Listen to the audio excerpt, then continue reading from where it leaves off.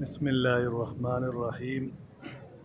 یہ شہر مدینہ المنورہ صلی اللہ علیہ وسلم، مدینہ شہر کے اندر مسجد قبلتین آپ دیکھ رہے ہیں، جہاں رسول اللہ صلی اللہ علیہ وسلم نے امامت فرمائی۔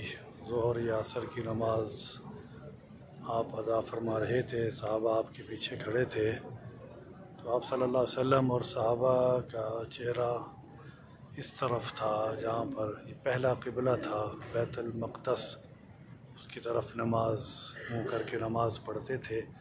یہ دیکھیں، یہ مصلی آپ دیکھ رہے ہیں اور یہ بیت المقدس کی طرف اس کا منہ ہے۔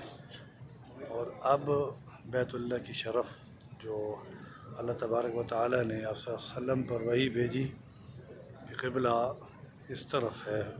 قرآن مجید میں جیسا کہ فَوَلِّ وَجْهَكَ شَطْرَ الْمَسْجِدِ الْحَرَامِ وَحَيْثُ مَا كُنْتُمْ فَوَلُّوا وُجُوهَكُمْ شَطْرَهُ، یہ جو آیا ہے فَوَلِّ وَجْهَكَ فَلَنُوَلِّيَنَّكَ قِبْلَةً تَرْضَاهَا، یہاں پر آپ صلی اللہ علیہ وسلم صحابہ کو نماز پڑھا رہے تھے تو اپنا چہرہ بیت المقدس سے ہٹ کر ادھر بیت اللہ کی طرف کر دیا تھا۔